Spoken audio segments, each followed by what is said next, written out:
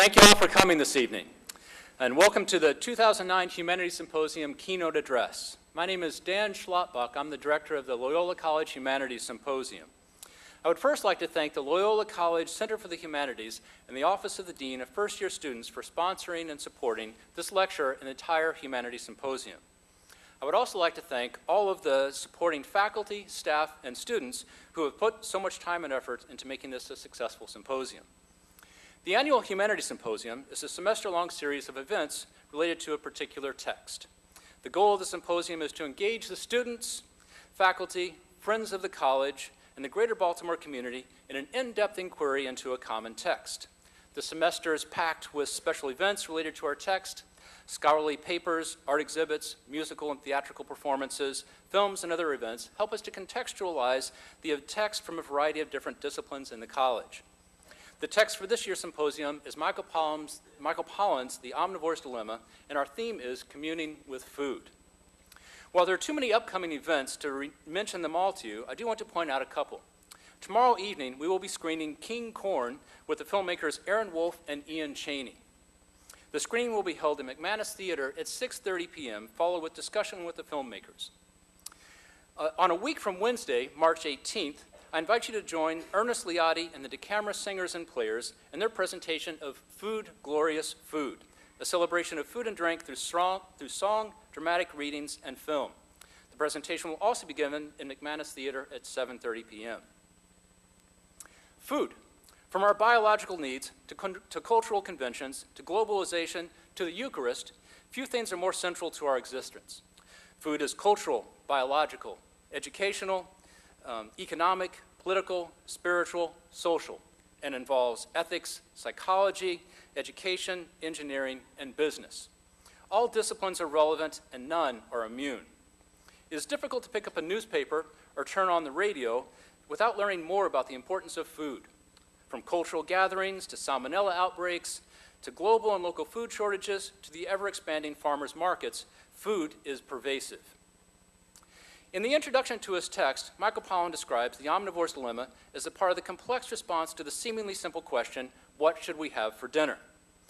When you can eat just about anything nature has to offer, he writes, deciding what you should eat will inevitably stir anxiety, especially when some of the potential foods on offer are liable to sicken or kill you. He later states that many anthropologists believe that the reason we evolved such big and intricate brains was precisely to help us deal with the omnivore's dilemma. Grappling with the omnivore's dilemma has made us who we are. The way we think, write, create, pray, philosophize, organize, and commune is all connected to food. The very nature of our humanity is directly related to what we eat and with whom we share it. By communing with food, we exchange ideas, construct identity, form traditions, create beliefs, and advance our civilization. I can think of no one more qualified to help us unravel the omnivore's dilemma than our keynote speaker, Lynne Rossetto Kasper. Ms. Kasper is the host of the American Public Media's The Splendid Table radio program. The Splendid Table has been named the best national radio show on food by the James Beard Foundation and the best national syndicated talk show by American Women in Radio and Television. Ms. Kasper is the author of several cookbooks, including her first, The Splendid Table, which remains the only book to win the Cookbook of the Year award from both Julia Child and James Beard Foundation. Ms. Kasper is one of the country's most respected authorities on the subject of food. She has appeared on In Julia's Kitchen with Master Chefs, Good Morning America, the Jim Lear NewsHour, and Later Today, and has written for national publications including the New York Times, the Los Angeles Times, Bon Appetit, and the Washington Post. Ms. Kasper has been named one of the 12 best cooking teachers in America by the James Beard Foundation. She has lectured extensively on food and culture in Europe and the United States. And now she is here to join us this evening. Please join me in giving a warm welcome to our keynote speaker, Lynne Rossetto Kasper.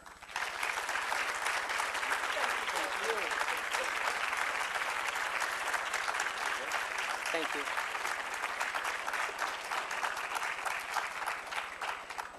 Thank you, Daniel, and great thanks to Patty Ingram, who is the coordinator, from what I understand, of the humanities programs. I am delighted to be here. I want to thank Loyola College, and I want to thank all of you for coming. I like to know what I'm doing and where I'm going when I begin something, so let me tell you what we're going to be doing and where we're going to be going over the next hour and a half or so. What I'd like to do is lay out for you maybe one way of looking at this omnivore's dilemma, why we eat the way we eat in this country, and why we're not like the rest of the world. And I'm going to talk for maybe 45 minutes or an hour, and then I promise I'll be quiet. And then we're going to discuss, not just Q&A, but I'd like to hear thoughts from you, because we're at a really crucial time right now in our United States. We've come to the understanding that, at least among a large percentage of scientists, to know that the Earth probably cannot continue to support us the way it has in the past. We're in the middle of a financial crisis, which really raises the question that Michael Pollan raised, what shall we have for dinner, but is doing it in a way of, will we be able to eat dinner at all? And then we have along with this all of what America has become to the world in terms of food. We are proudly the grandparents or parents of the fast food movement. We are the nation that first industrialized food and did it on a global scale. We're also a nation with a new sense of consciousness about food. So that's what we're going to explore. And to give you a little bit of background about me, I do radio, as you know. I write books. I started out, I said this last night to a group, when the Earth was cooling. It was quite a while ago. I started working professionally in food in New York City. It was the late 60s. And I realized that does sound like, it was a long time ago. But the reality was, it was such a lucky break for me. I didn't know it then, but I and many of my colleagues literally had a front seat at the revolution. It was the food revolution. It was the beginning of the great consciousness about food that has evolved over the past 40 years. And I had the privilege at that time to work with a lot of people that we know today or we've heard of. And I learned a great deal. And one of the things that evolved, because I started out teaching cooking, and that began because I found myself fascinated by the fact that if you knew how food worked, you could cook anything. And in fact, although most people know me because I've done 2 books on Italian food and think of me as an Italian food person, I started my career in New York City teaching Chinese cooking, schlepping my woks and all my ingredients in shopping bags on the subway. And in New York City, kitchens are very small. My kitchen was 12 feet by 6 feet, but I had a pal who wanted to do these classes, and she had a huge kitchen. Hers was 10 by 8. It was a mansion. But what happened over the years, and I've been lucky enough to try a lot of different areas of the food world to see what fit, is I've realized that a recipe is just a beginning, that food is the great tell of a culture. And we really are what we eat. The choices that we make and how we see our food is really about who we are. This has nothing to do with whether or not you're a gourmet, whether or not you ever walk into a kitchen. That is not the point at all. The point is that every culture sees its food in certain ways, and the reasons why that happens are intriguing to study, because if you want to change, or if you want to survive, you have better understand what came before and what sets you apart. So that's what we're going to look at today. We're going to look at why we're not like most of the other cultures in the world, and why we are the living, breathing example of Michael Pollan's Omnivore's Dilemma. Now, how many of you have had a chance to look at that book? Oh, great. All right. For those of you who haven't, he opens the book by saying, what should we have for dinner? And as Daniel explained, that he talks about the fact that where our food comes from. We are a nation essentially of corn. Corn is now factored into almost every product we produce. We've become a nation of commodity farmers, industrial farms that essentially grow things that people don't eat directly from the earth, but they feed the food industry and become many things, corn being the primary one. Farmers are subsidized to grow commodity crops. Farmers in the United States are not subsidized by the government if they are growing the kind of food we buy every day in a market. That doesn't have backing from the government. But all of those commodities, okay, have made us the power that we are in terms of the world. They're the foundation of an economy, and they've now become the foundation of a worldwide economy. So what makes us different? Well, we don't fit into what shaped most older cultures. We're the odd men out. So let me explain what those older cultures are about first, then get to how I think we came to be who we are, and then let's look at where we are today and maybe some of the things we might be able to do today. Except one thing, okay? Number one, you are what you eat and how you eat. And number two, that there are many reasons why we eat the way we do. So let's think about food in one way that maybe most of us don't consider. This is the single most intimate act any of us commit. There is another one that comes a close second, but lamentably we do not have to do it several times a day. And I am not saying this because this is a Jesuit school, but if you think, no, wait, if I haven't finished the sentence yet. If you think about it, what you eat literally becomes who you are. You know that term, the body and blood of a deity. It's true. We are literally what we eat. Now, you're going to hear a lot about Italy because I've spent some 20 years of my life researching the food and culture of Italy. And my first book was about one region in northern Italy called Emilia-Romagna, 500 years of eating there. My second book was about much of the country looking at rural life and country food. And I learned something about how older cultures function that I think could apply just about around the world. That in older cultures, what you eat and how you eat is truly who you are. It identifies your place in that world. And let me tell you a story to illustrate this. Back in the early 1980s, a magazine asked me to go to this region in northern Italy called Emilia-Romagna. It sits between Florence and Venice, okay? And to do a story on the region. I had studied there with a cooking teacher you've probably heard of named Marcella Hazan, and had written a little bit about it. And they sent me to do this story, and I was going to have 3 weeks to research. And now, you should understand where I was in my career at that time. I had been working and writing maybe at that point 10, 15 years. I taught cooking. I wrote for national publications. I was what was commonly known as an expert. And in case you had any doubt that I was an expert, just ask me. I thought I was pretty hot stuff. I had studied in France. I had an understanding of Asian food. And I went off to Italy. My heritage is Italian on both sides. And in Italy, in case your head isn't swollen enough, in those days when you were working professionally, you were addressed by your title all the time. So I was La Signora, La Giornalista Kasper. And I first went to the capital of Emilia-Romagna, the city of Bologna. And in Bologna, everywhere that you went, now this is, by the way, the region that is famous for Parmigiano Reggiano cheese, okay, Prosciutto Di Parma, the great ham, for the balsamic vinegar that can be aged well over 100 years. You sip it as a liqueur, and it sells for about $150 for 3.5 ounces. And also for phenomenal handmade pasta.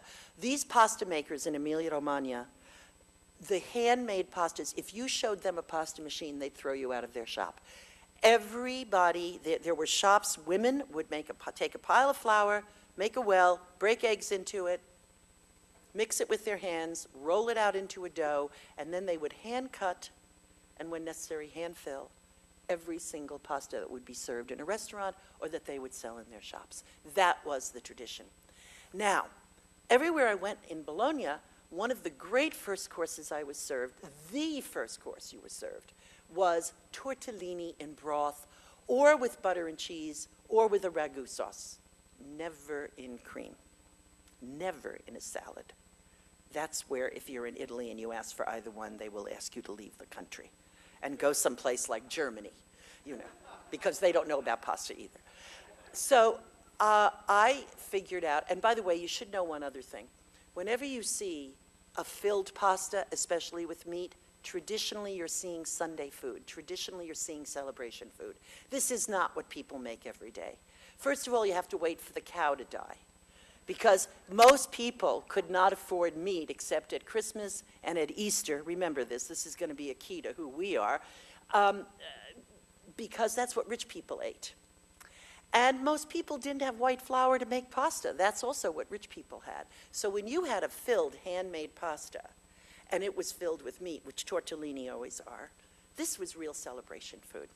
And oh, it's also a tortellino, the singular, is fashioned after Venus's navel. Just, you should know this, it's also very important. So at any rate, I look at this, I figure, aha, food authority, you know, La Signora la Giornalista Kasper, I got it. The great first course of Emilia-Romagna is the tortellino.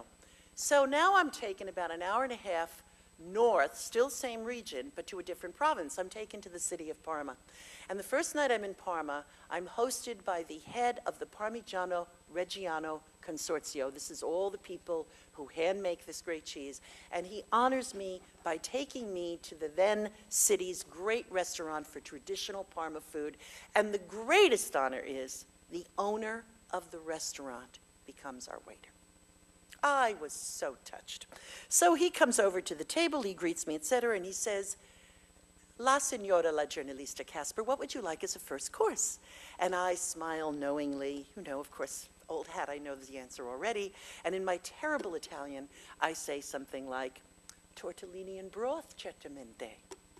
And the man steps back, you know, that he's so taken aback, and he recovers, and he looks very disturbed.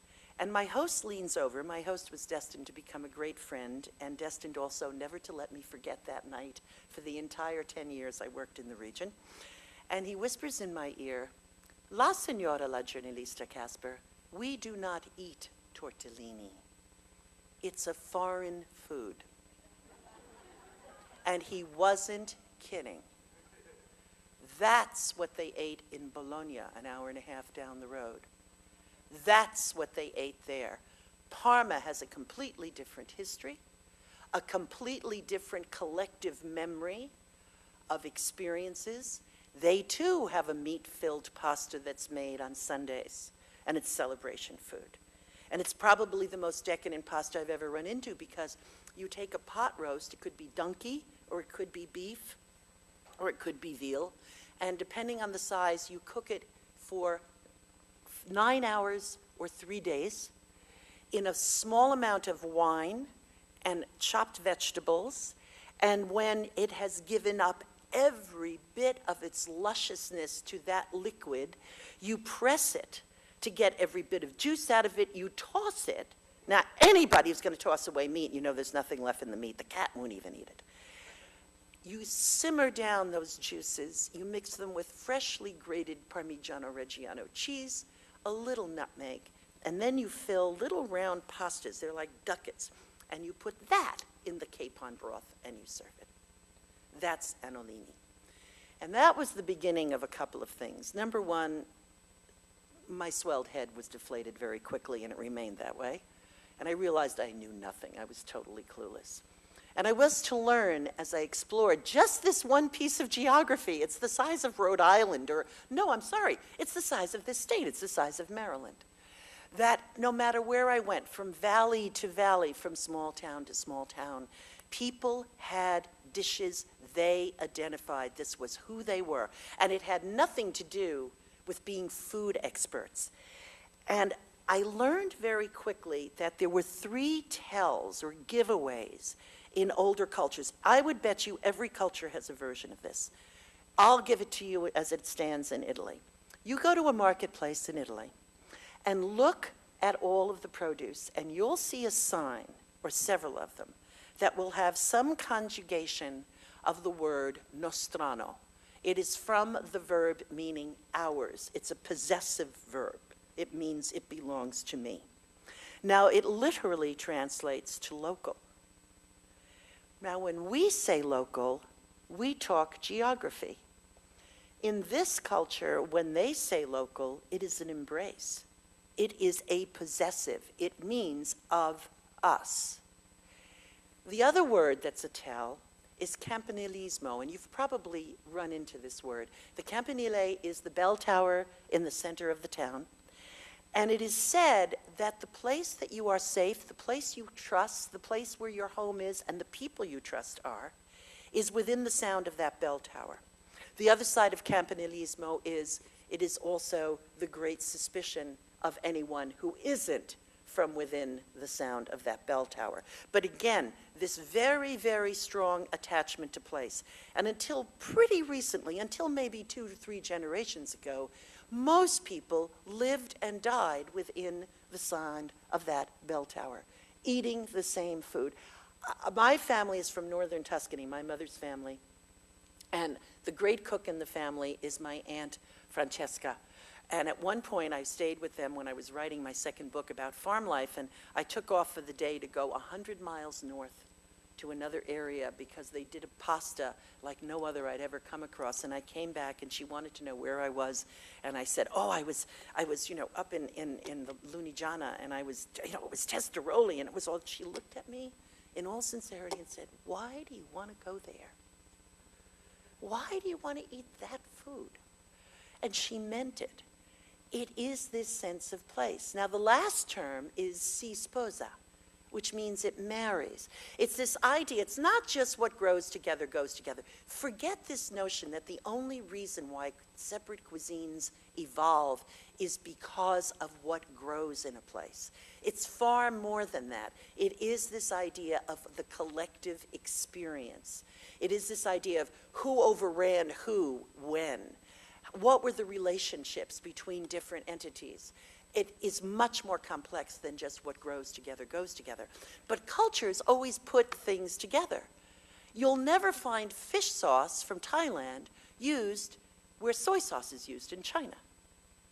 Fish sauce belongs in Southeast Asia. Soy sauce is the product of China. If you go to Milan and you are eating risotto alla Milanese is made with rice, local rice, saffron, butter, onion, usually broth, very good broth, and perhaps the fat from a local sausage. And it is always finished with Parmigiano Reggiano and butter. Never with any other cheese. Now, Parmigiano Reggiano does not come from Milan, but the tradition and the relationship, it's a long story, but it all had to do with the Spanish court and the people of Parma who married off. Every princess got married off to someone for a political reason, and Parmigiano ended up in the most famous dish to come out of Milan. So, this is an example of the older culture. If you go in December to Sicily, which has been the breadbasket of the Mediterranean since the Roman times, and remember, wheat was the big money crop. Man did live often by bread alone. When you plant wheat, you do it in December in Sicily, and you harvest the wheat in June. It is an act of faith that when you plant that wheat berries from the last harvest are boiled, and they are eaten with either honey or wine syrup as an act of belief that the earth will warm again and there will be a good crop. Now remember, at least up until fairly recently, that wheat you had stored away was all you had to get you through to that harvest in June. All of what I'm talking about comes down to the land, and all of it comes down to a deep attachment to agriculture. And this is the key to this omnivore's dilemma And this is one of the keys, I think, to why we eat the way we do and why our food attitudes are what they are, why we're so different. So let's look at us. This is old culture, deep attachment to place, deep attachment to agriculture, and food is an identifier, all right? Let's look at us. I'm going to leapfrog us, okay, to the 19th century. We were a very young culture, and along came the Industrial Revolution. Now, we did not have the thousands and thousands of years of agricultural backdrop, that deep sense of place, that deep identity with food. We were this little ribbon of population here in Maryland and all along the East Coast, occupying this country, moving west very gradually. And then along comes this idea of industry. We didn't have all the traditional baggage of Europe and other cultures. We could pretty easily start building a system of production. The railroad came along. That opened up all kinds of possibilities. But the real key to who we are is what we are. Unlike any other country in the world, we had an entire continent of resources to plunder. 3,000 miles. Think about this. Think about the size of Italy or France or England. Think about Germany and think about what our ancestors had just sitting here. Then think about the idea that we were the land based on a whole new set of principles the rest of the world hadn't really heard a lot about. Religious freedom. You could be anything you wanted to be, supposedly, in the United States. We were mobile. The whole idea that we didn't stay in one place, that we did go out into the wilderness to settle, was at one of the great keys to who Americans were. And we were big, and we were rich, and we had two oceans buffering us from any kind of problems from our neighbors. So we were primed to become the home of great industry. And that's what happened. There's a couple of other bonuses that came out of this idea of industrialized food, and instead of going to the nice man who lived up on the hill who made the cheese for the family for 5 generations, and you still buy it, even though you wear an Armani suit and you travel all over the world on a jet, well, we figured out how to make that cheese, and you could put it on a shelf and keep it for 4 years. It was called Velveeta. And this was remarkable. This was utterly remarkable. The other thing was that all of a sudden, we could eat like rich people ate. Now, going back to most of our ancestors, because I would imagine, how many here are descendants of Native Americans? Okay, very few. Most of us came from immigrants. And most of the immigrants did not come here because they were rolling in money in the old country and had a wonderful life and just wanted to come for sport. They came because they came from great poverty often and deprivation and wanted a chance at a new life. And just as I said, the meat, right, was so precious to most people who worked the land, most people who worked, period. They didn't see meat very often. That's what rich people ate. White flour, that's what rich people ate. Well, with this Industrial Revolution, with a food industry, we could produce the food of the rich people and we could make it accessible to all. It was the beginning of this idea that we Americans are entitled to cheap food. The parenthesis at the end of that is no matter what the cost to other elements. But we weren't thinking in those terms then. We only knew that we had all of this land. We could do almost anything. The most underestimated, I think, moment in early food production was Jell-O.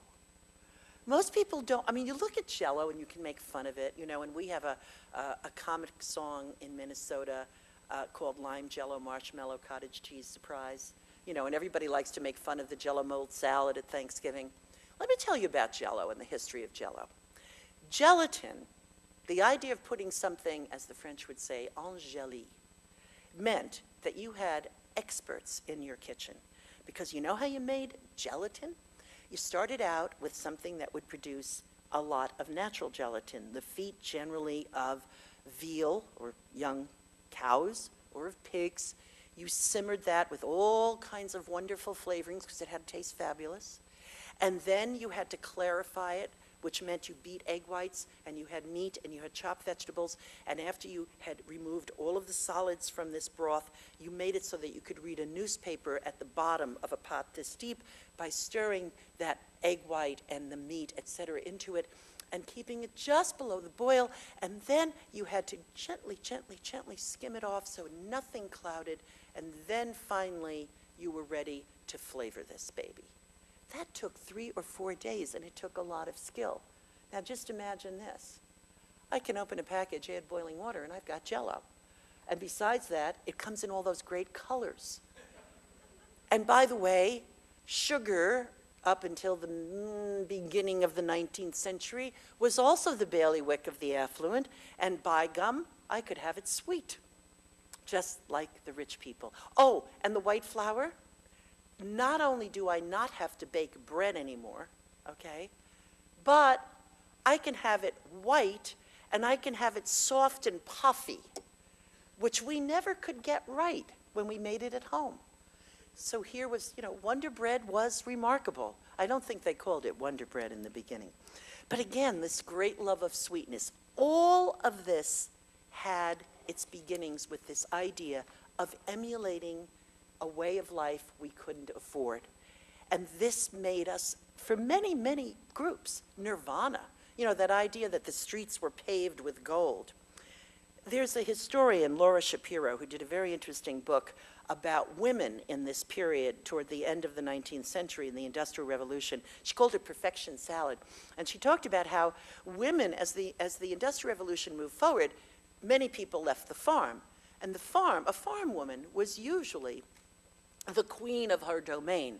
She was responsible for feeding the family from her garden, for keeping the hen house, which was often the only source of actual real money, because most farmers lived by barter and very seldom saw coin, but selling those eggs. Remember the term egg money? Have you ever heard it? That's what it comes from. Women would sell eggs. And then they would create capons every year. Those would sell at a premium. A capon is a rooster that will never marry. And they would go, and the idea was that the woman was a very important part of the economic life of a family. Well, as people left the farm, a lot of women became displaced. And the whole attitude toward the idea of being in the kitchen started to shift. Women wanted to be part of this industrial revolution as well. And we're talking about a time when anything that was called science, anything that was called sanitary or nutritious was viewed as the new, as the very latest thing. And so what happened was women decided to make cooking scientific. This is the Fanny Farmer period, the Boston Cooking School, recipes with measurements, and women becoming home economists. This is where it started. This was the beginning of Betty Crocker. We would make food scientific and sanitary. And one big word started floating around, dainty. Men could eat hearty, women always had dainty. And there really was a dish called perfection salad. And it had Jell-O in it. And marshmallows. So, we've lost that identification with the land and with where our food comes from, or it's beginning to shift at least, starting with that Industrial Revolution. I'd like to just take you on a little side trip for a moment. There's a very interesting writer named Fred Kirschenman. Fred is an organic wheat farmer. He's, I think, the third generation of his family to farm in North Dakota. He's been active in the organic movement for about 20 years. He was the first director of the Leopold Institute, which is the Leopold Institute for Sustainable Agriculture. It's at the State University of Iowa. And Fred writes a great deal on the history of agriculture. And he writes about and talks about this attitude of Europeans when they first came to this continent. And it's really interesting. He draws on other people who preceded him as well. And he talks about how those first settlers, he uses the Pilgrims as one example, those first settlers could have done such an incredible job, but they didn't. They essentially came from a background where they looked at this wilderness, this incredibly rich land, and what they saw it as was the devil's work. Wilderness was essentially something to be feared. And they saw their, in quotes, manifest destiny, doing God's work, as reducing this wilderness to neat rows of crops, which they did. They were doing this in the name, essentially, of God. The interesting thing that happened was working in the name of God became extremely profitable. So here's where we began to look at the land and money, and then along, of course, came the Industrial Revolution, etc. One historian has observed that had they looked at this wilderness, this entire continent, which was completely just about untouched, except for the Native Americans, who treated it very differently, and looked at it as an opportunity for man to create an entirely new myth, to learn from the land, rather than follow the old method, which was we take from the land. It could have been a completely different story. And one of the other things he mentions is that supposedly the Indians of the time were viewed as being people who did not understand that you were supposed to possess land. They didn't possess it. They worked more or less with it.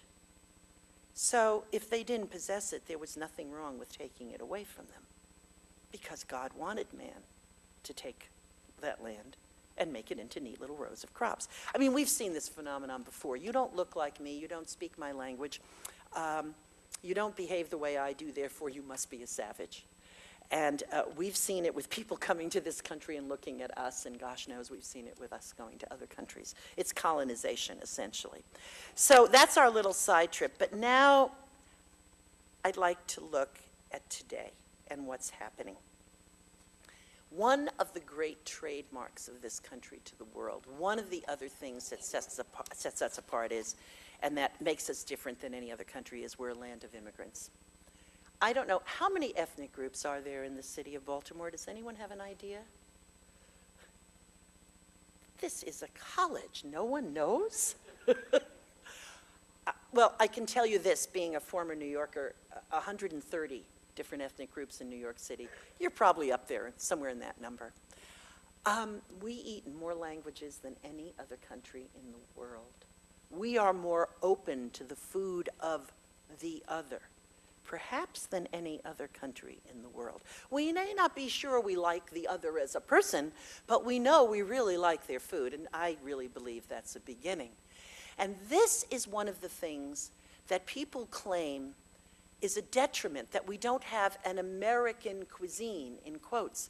But I think this is what we are that makes us so strong, because we are so open. We are, by our nature, one of the most open cultures in the world to change.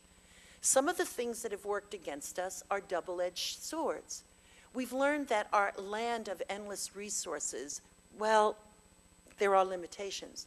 We've learned we can't keep taking from the land. We're going to have to start learning from it.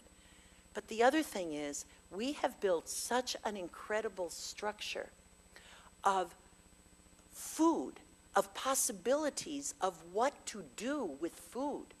If you have trouble meeting a food budget now because of what's happening in the economy, the models are all around us. Look at cultures that don't believe if it's on 4 legs, it sits on the center of the plate and you have to have a pound of it. And you can eat brilliantly, wonderfully. And we're going to talk about that in a very short amount of time. But we have this whole wealth of people that have brought their food with them. And trust me, the melting pot never really melts. The food evolves, it changes, it fuses, but it never completely disappears. Like, for instance, I discovered, do you know the Ethiopian bread injera? It's the spongy bread that all the food is put on, and then you tear off pieces and you eat it with your hands. Well, the first Ethiopians came to Minnesota, and they couldn't get teff, which is the flour that they make it from, so they were fermenting Bisquick. But it's this idea. You worry about fusion? You wonder about fusion? That's how it happens. There was a Vietnamese restaurant. I love Vietnamese food. There was a Vietnamese restaurant in New York, and a colleague of mine was writing for a New York paper, and she said, we just reviewed this place. It is so phenomenal. And one of the things their food is fabulous. So off we went. And one of the most remarkable things was the dipping sauce for the spring rolls. You know, it's done with fish sauce and a sugar syrup and lime and whatever. And the owners joined us at the table, and we're complimenting them on the food and asking questions. And I said, I have to know how you make this dipping sauce. And they looked at us as though, you dummy, you never thought of this. 7-Up. I know this sounds like the beginning of the end, but it really isn't. It's how you adapt. They weren't going to give up the fish sauce and this dish for all the tea in China or whatever, but they had figured out how to use something that they had locally. The other thing I'd like to dash right now, I said to you I had a front seat at a revolution back in the late 60s and early 70s, the beginning of this great interest in food. And I watched and partook of learning from people like Julia Child and watching the Food Network grow and seeing how this interest in food just kept burgeoning and burgeoning. But there is this thing among people in the food business and people with an interest in food, there's this belief that up until that time, we were barbarians from a culinary point of view. We were walking on the ground, dragging our knuckles, and batting things into a pot with clubs, that there was no, in quotes, food in America. We ate like animals. This is not true, okay? Jell-O aside, we have had fabulous food in this country for centuries. And if you have any doubt, look at the work of Karen Hess, look at the work of almost all the food historians out there, and there's a new book out on New York called Gastropolis that I think you'll find fascinating. It's a cross-disciplinary study of the food of New York. So just know, we've got a great heritage. It's just not like most other people's. So what about right now? Where are we now? Well, what's happened is we've given the world fast food, okay? We've given our country the cheapest food perhaps in the world, and we think it's our right. Meat has become the right of everyone. And remember, this love of meat, we were identified as beef eaters for a very, very long time.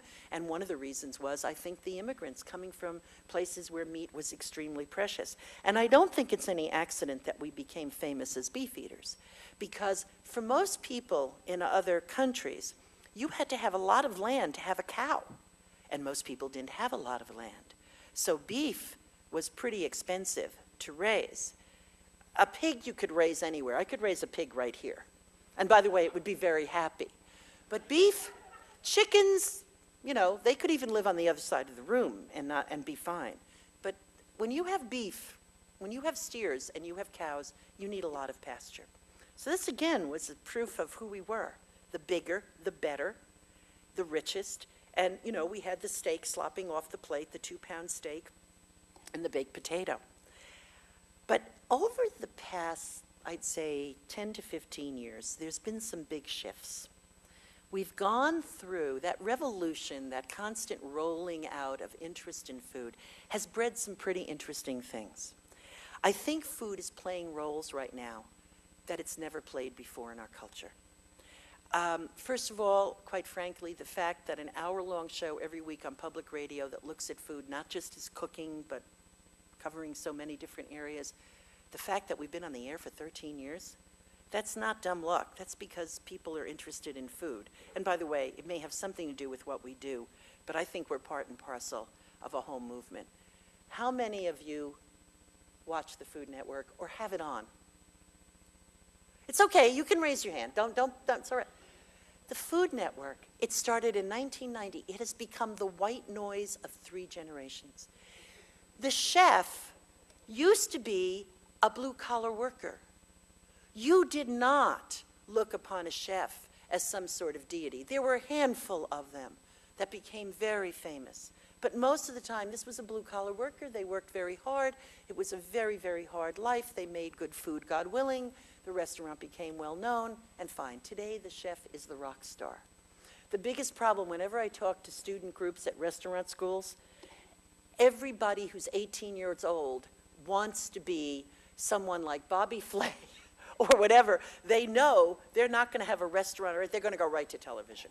And they're going to become absolutely famous. And you know what? The scary part of it is they just may. But, so we have the Food Network. We have food is entertaining us. It's scaring the bejesus out of us. We're becoming so aware of where our food comes from, and part of it is because we've become concerned. We've found that sometimes it's dangerous. There's a big shock that went through this country maybe 30 years ago, and it keeps reverberating whenever there's a problem, which is we don't necessarily have the safest food supply in the world. By the way, there's no food supply that's 100% safe.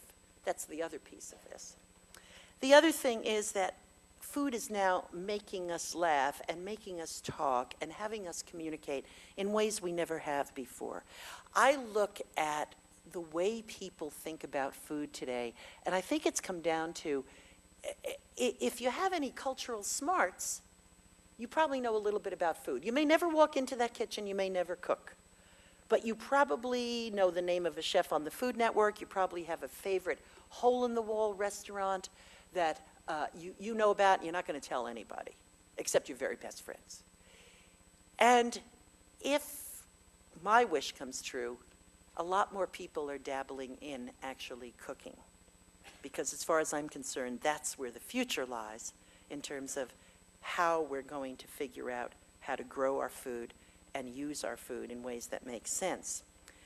We have books on the New York Times bestseller list that are about food. If I told you 10 years ago there would be a book about cod that would be on the bestseller list, followed by a book about eels, and that people would be actually paying money for this book? Never happened. Never in a million years. Omnivore's Dilemma, 15 years ago, would have been on the publisher's overstock table in about a nanosecond. We're also eating, as I said, in all of these languages, and the very fact that we're here tonight. We're here at an Institute of Higher Learning that is giving over a major time of study to the study of food in our country. That's pretty remarkable. Now, what are we facing in terms of difficulties? Well, we have these huge factory farms that essentially our food system proves out anyway, that our food system is run essentially on fossil fuel. Not just the fuel to get the food to us, but most pesticides and fertilizers are based on fossil fuel. We have a system where the farmers who grow, as I said earlier, the actual food that we buy in our stores have no backing per se. We're worried enough about where our food comes from and how it's processed that that word organic has become important. We're not sure what sustainable means, but it gets tossed around a great deal. And the word local has cropped up. We started a project at the Splendid Table. A year ago last fall, we decided to do a survey to find out how important was it really to people to buy organic or know where their food came from or to buy local. And we put together a questionnaire and we invited people to the website. 15,000 people came. And at the end, the last question was, would you be willing to volunteer to take a year of your life and try to eat from a local and ideally sustainable and organic source with 80% of your food? And you had to write an essay about who you were, you had to go through all of this. 5,000 people, 1/3 of the people who took the survey volunteered to do this. We only needed 15 locavores. We called it Locavore Nation. We chose 15 people. They came from all over the United States. They had families, they were single, they had money, they didn't have money. They lived in places like Minnesota where, you know, if summer falls in July 4th weekend, you go out and have a picnic, to places like Tennessee, where we discovered living in rural Tennessee, finding local food, believe it or not, was very, very hard. Finding organic food for a locavore there involved a 100-mile drive to a Whole Foods market that was selling collard greens from California in Tennessee in the summer. Didn't make a lot of sense. Well, we finished the experiment last January. 2 people dropped out of the 15. Everyone else finished the project, and the majority of them, first of all of them agreed they saved money. All of them felt they were healthier. They had lost weight. They had eaten better than, in some cases, they had eaten in many years. Their kids got involved. And I think something like 8 of the 13 left actually decided they were going to continue trying to eat this way. So it was really interesting. Is this practical for our whole country? I don't know, because that means you, living here in Baltimore, and me, living in Minnesota, might never see a banana again. And I don't know if that makes sense, but it's intriguing to see how we are thinking about this. So where are we now? I think we're at a crossroads. I think with what's happening to the planet, we can't keep up the agricultural systems that we've developed. And of course, we're not the only ones. The rest of the world is in on this as well. But so much of what we've done here, so much of what's been developed here, has spread to the rest of the world from here, with the systems that are developed here. So something's got to shift if the planet's going to do well. The other thing is, we're now looking at a real crisis from an economic point of view, where people can't afford to feed themselves. There was a news report for us locally about our food shelves, and they're being hit, of course, harder than they've ever been hit. And about families who are deciding which parent will not eat one day so that that day the kids can eat. And then they change off. The next day, the other parent doesn't eat. I'm sorry, this is the United States of America. This should not be happening. So we have a lot of thinking to do. Michael Pollan offers one point of view. There are many other points of view to look at. But because I teach and because I do radio, and I like to offer, some ideas you can walk away with, I made a list of maybe some of the things that each one of us as individuals can do that might work for us as individuals and might work for the community. And the first thing on the list is cook from scratch. If you're convinced you have no time to cook or you hate to cook, 1 dish a week. Just start with 1 dish and pick something you really like and pick something really, really simple. Okay? Now, you can figure that out. Honest, you can. And you may really, really be surprised at how this is a great way to relax. I know you'll be white-knuckled in the beginning, but do remember, the worst thing that's going to happen is you're going to eat 1 bad dish in your entire life. And if it goes wrong, you'll learn an awful lot. The next thing is, save yourself from a lot of craziness. When you're thinking about what you want to cook and you want to keep it low to the ground, okay, not highly processed, and maybe avoid a lot of animal protein, go to the cultures that have already done the work for you. And that's the entire Sun Belt. That's Mexico, Indonesia, Southeast Asia, China, Japan, the Mediterranean, Africa. It's all been done. All of those cultures have had it nailed for Lord knows how long.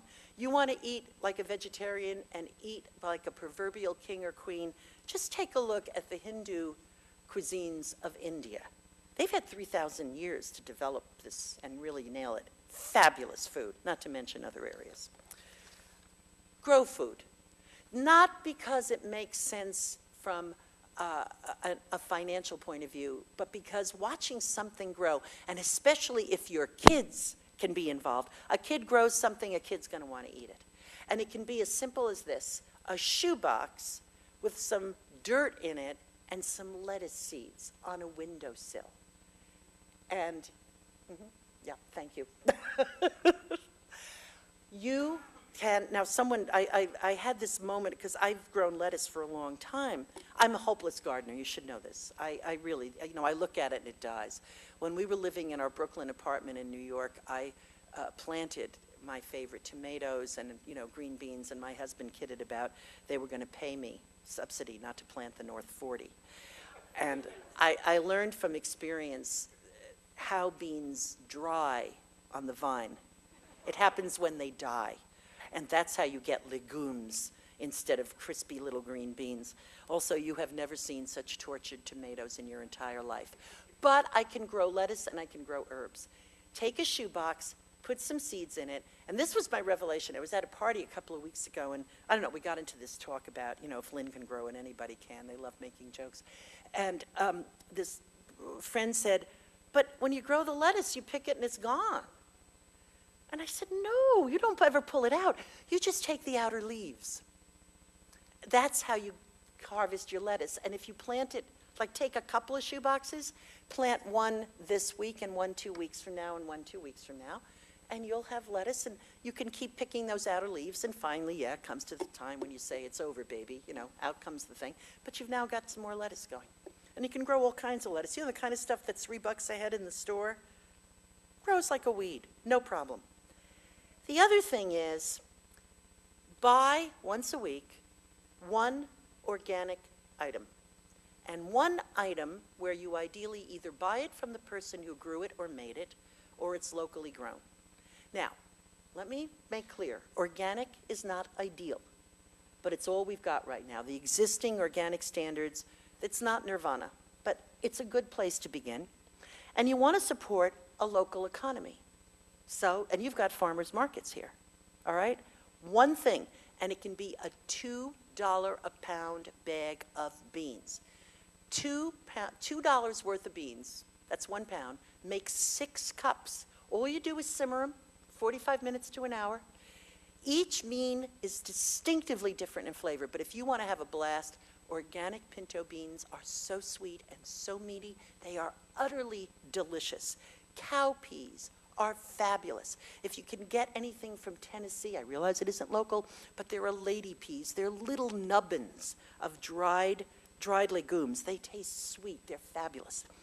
6 cups. Those 6 cups, all on their own, just maybe with a little oil, maybe some lemon or vinegar, a tad of garlic. If you have some herbs around, you throw that in. That alone, a bowl of that, can be supper. You mix that with some grain you've boiled, like barley or wheat berries. Throw a tomato you've sauteed with garlic and thrown some chili in, and add those and warm them up, because you can keep them in the fridge for like 5 days. So just throw that in the pan. You now have a complete protein, and it's the equal of a piece of meat, and it tastes utterly fabulous. Now take the leftovers of that, add water to it, cut up any vegetables that are hanging around, celery, carrot, onion, anything, let it simmer for a while, and you've got soup.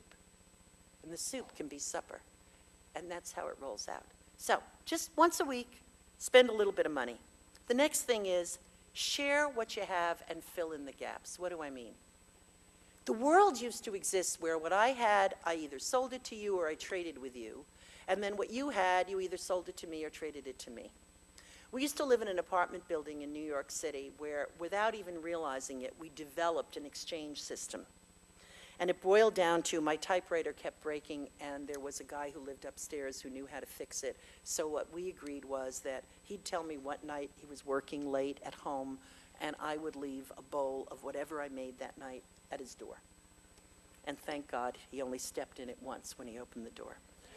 But it's this idea of look around at people you know and figure out how you can help each other out.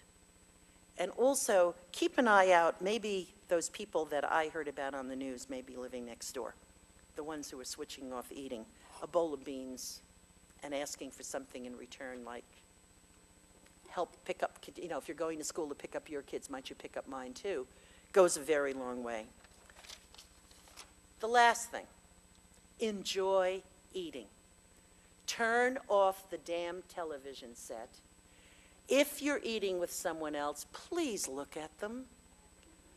I mean, I see families and they're eating, the old TV tray, and they're all staring straight ahead. It terrifies me. And this goes back to spending a lot of time in Italy. But if a soccer coach in Italy ever called a practice during dinner time, he would probably be marched out of town. If you have kids, I'm not a mother. I do not have children, which of course makes me an expert. But I do not know, I don't get this, that a family is turned upside down because Junior has to get to tennis practice. That tennis practice is going to mean squat to Junior when Junior is 25 or 30 years old. But the fact that he had to sit down or she had to sit down every single night with their family and talk to each other, okay, that will make a difference in their lives. And when you eat, think about what you're eating and smile. It's really, really good. Of course, it's obvious. I'm in this business because I love to eat. And I thank you all for coming. And let's now open for questions or comments.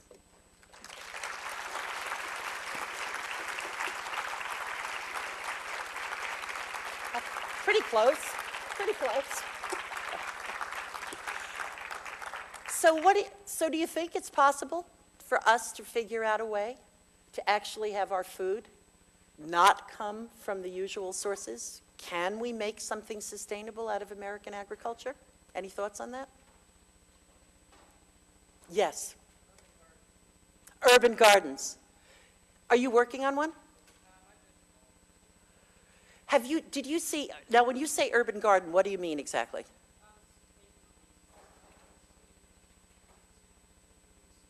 So taking green space and using it, yeah. I understand the city of Baltimore has actually bought a farm out of town.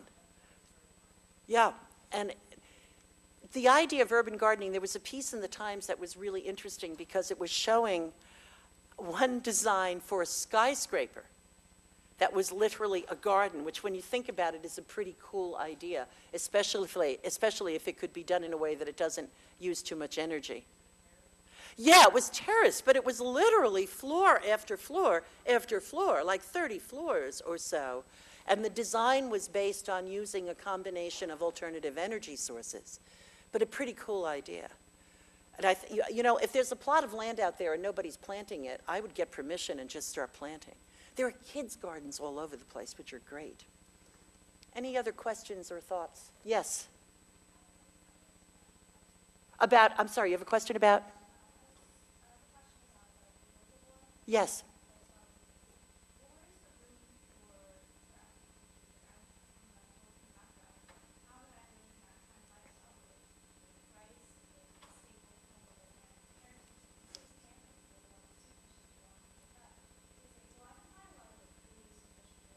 Mm-hmm.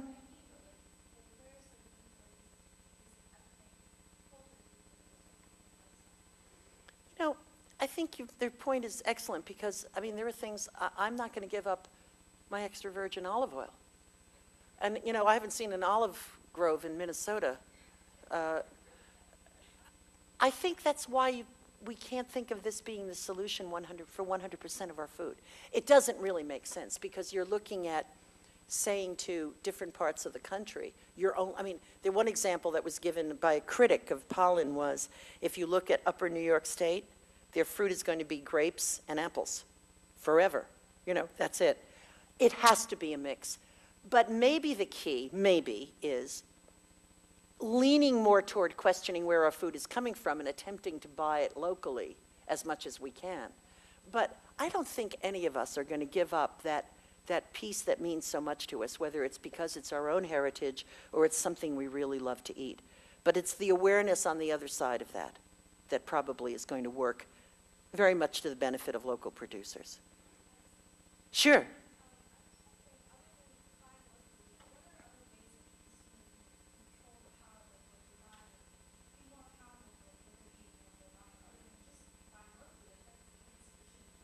One.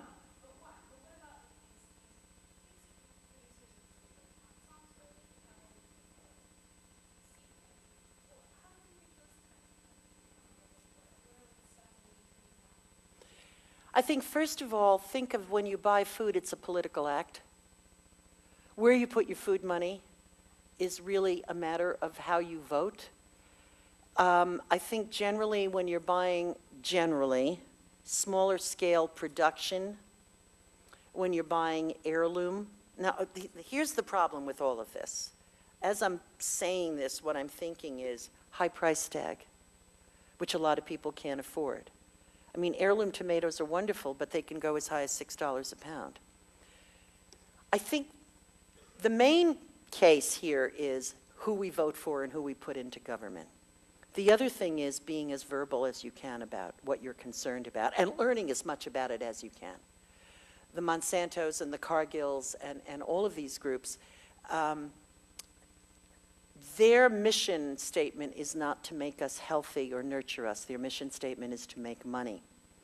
And one of the ways that we can essentially look at that and say, I don't think I really want to invest in that, is by attempting to understand where the food comes from.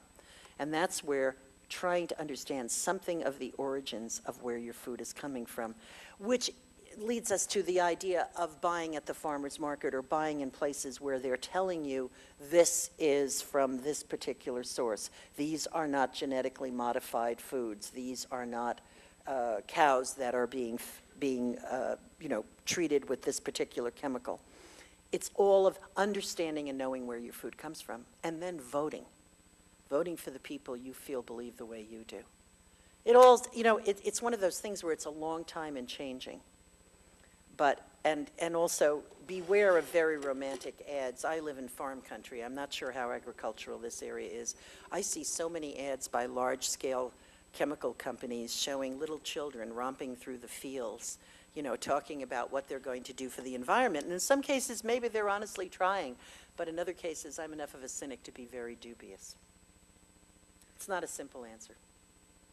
Yes?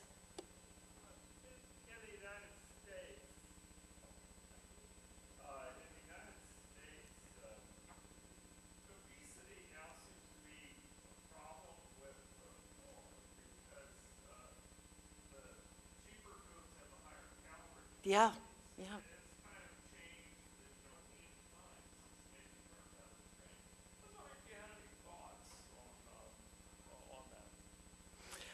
I have a lot of thoughts on it. A lot of thoughts. I recently met the woman who heads the Children's Defense Fund, and we were talking.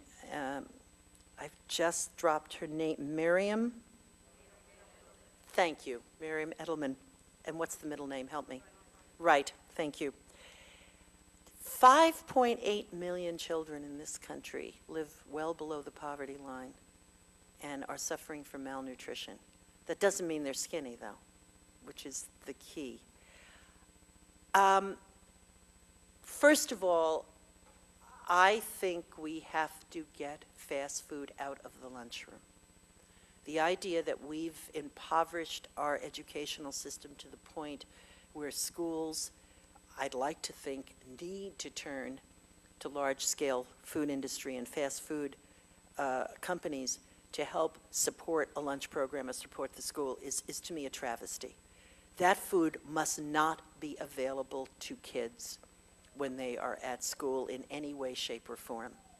And the other thing is to actually find a way to get the people who have the least amount of time and the least amount of wherewithal to cook. And that has to be figured out in a way that doesn't become a should, because when you're working several jobs and you have kids and you don't know quite how you're going to make ends meet, and then someone says, and by the way, you should be cooking dinner from scratch, I'd run screaming from the room. We've got to figure out a way to help people to understand that without a great deal of time and without a great deal of money, they can make food that can be good for them and that can taste good. And that's going to take programs coming out of, I'd love to think that it can come from on high on down, but I think it has to come from the opposite direction. I think it has to come out of school programs. It has to come out of outreach programs from different groups. Because that's the only way this is going to change, where that fast food is not going to be cheaper. It's so alluring. If you've ever had a Big Mac, fat, salt, and sugar are the things we all love to put in our mouths. And there's a word that I'm always criticized when I use it, mouthfeel. It's used, a lot in the food world. But the reality is companies work like dogs to develop great mouthfeel, that when you eat all of that fat and that sugar and that salt, you really, really feel good, and it feels good in your mouth. And we got to figure out ways to get around that. I don't have any great solutions, but I do think cooking is part of it, and getting the food out of the lunchroom. I am stunned. Kids have Pizza Hut in the lunchroom? Give me a break. This is insanity. It makes absolutely no sense to me. which of course means we have to give more money to education, which means we have to have our legislators make those decisions. I want to thank you all very much. Thank you for coming. Oh, we have another question. Excuse me. Sorry. Is this thing on? Yeah. Just a minor thing about Can you hold it a little closer? about the kids in the lunchroom is some of the earlier efforts to give them good food went down when the kids wanted the pizza. Mm-hmm. They would ignore the good food, so there's a little more that has to be done there. Well, first of all, I think it'd be really interesting if we could figure out some way, and it sounds like the city of Baltimore is figuring it out. Remember what I said, and I'm hearing this from parents, not from my own experience as a non-parent. If they grow it, they'll eat it. If they're involved in cooking it, they'll eat it. If they have a say in what's for dinner, they'll eat it. If there's something they like, and you tell them if you make it, you can eat it. Wouldn't it be interesting to have programs even in grammar schools where kids cook each day? Not for 100 people, but maybe you are in a class that you cycle through once a week or whatever, where you cook your lunch. It's a beginning. It's a thought. But if we can engage, you know, when it's yours, when you have ownership, you tend to be more engaged in something than me telling you this is good for you. And you know, the other thing is, for goodness sakes, let's put good cooks and good recipes into that lunchroom, because if it's just good for you and it tastes god-awful, you'll never sell it. But I think if you can get kids involved, and how long is your growing season here anyway? You're pretty temperate. Yeah. I mean, kids could be involved through a good part of the school year, right? Growing something. It's a beginning. They may even learn that broccoli is utterly delicious. And if you need recipes, I know I and almost so many people in the food business would be delighted to contribute. And why not get a bunch of local chefs or cooks, good cooks who can communicate, into classrooms, cooking with the kids? Get them involved. But it's their hands that do the work. It'll help them become more involved. One last question. Yes, back here.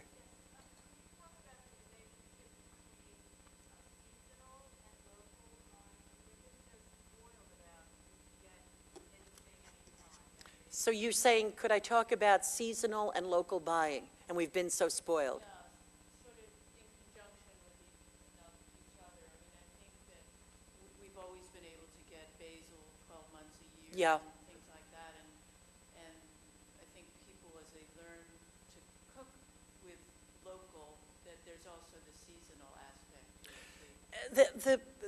I just have to qualify what I'm about to say, which is if you read history, you know that humans have never been satisfied with what they can get nearby. There would be no spice trade.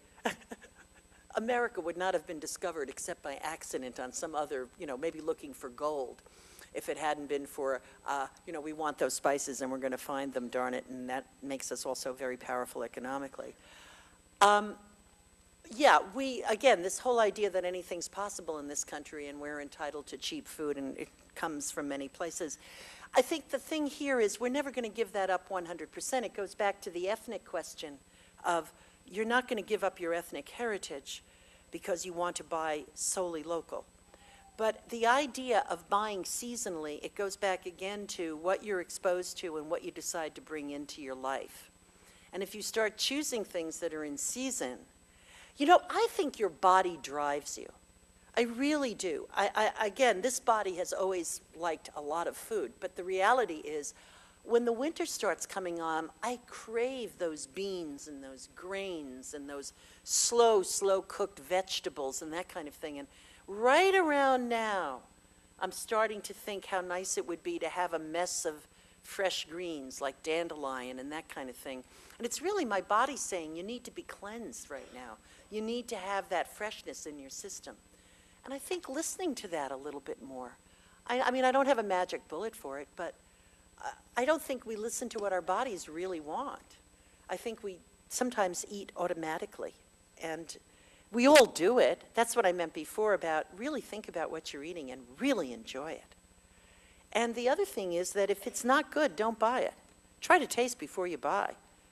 You know, a peach in December is a pretty sad creature, and, you know, we all know about tomatoes. I mean, a styrofoam tomato in the winter. Who needs this? And it's expensive.